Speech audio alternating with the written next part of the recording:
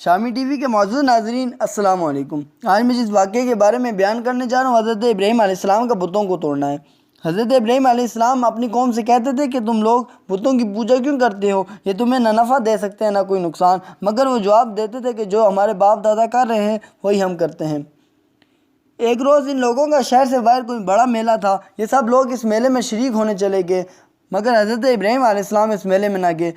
ان کے پیچھے حضرت ابراہیم علیہ السلام ملک کے بڑے بت خانے میں گئے، وہاں سب بتوں کو توڑ ڈالا سوائے ایک سب سے بڑے بت کے، اور کلاڑی جس سے بتوں کو توڑا تھا وہ اس بڑے بت کے کاندھے پر رکھ دی، جس سے یہ معلوم ہوتا تھا کہ سب اسی نے توڑے ہیں۔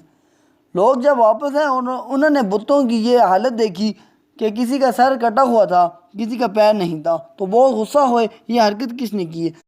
سب لوگوں نے حضرت ابراہیم علیہ السلام پر شک کیا کہ وہی بتوں کو بڑا بلا کہتے ہیں، اور وہ میلے پر بھی نہیں گئے۔ آخر ان کو بلا کر پوچھا کہ یہ بت کس نے توڑے۔ حضرت ابراہیم علیہ السلام نے جواب دیا کہ مجھے پوچھنے کے بجائے اپنے خداؤں سے کیوں نہیں پوچھتے جن کی تم عبادت کرتے ہو، کہ ان سے پوچھو کہ کس نے توڑا ہے، وہ خود بتا دیں گے۔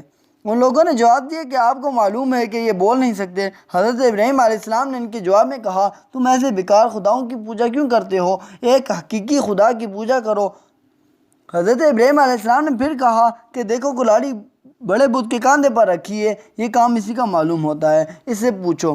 یہ لوگ بہت ناراض ہوئے اور ان کے باپ کے پاس گئے۔ ابراہیم علیہ السلام کے باپ بھی بتوں کی پوجا کرتے تھے۔ حضرت ابراہیم علیہ السلام نے اپنے باپ کو بھی سمجھایا اور بت پرستی سے منع کیا اور عرض کیا اے باپ میں ڈرتا ہوں کہ تم پر خدا کا کوئی عذاب نازل نہ ہو۔ اس پر ان کے باپ سخت ناراض ہوئے اور کہا آئندہ تو نے مجھ سے ایسی بات کی تو میں تمہیں اس بستی سے نکال دوں گا۔ آپ نے اپنے باپ کو سلام کیا اور کہا میں چلتا ہوں، لیکن تمہارے لیے مغفرت کی دعا کرتا رہوں گا۔ مزید معلوماتی ویڈیو دیکھنے کے لیے میرا چینل سبسکرائب کریں اور بیل آئیکن کے بٹن کو پریس کرنا نہ بھولیے گا۔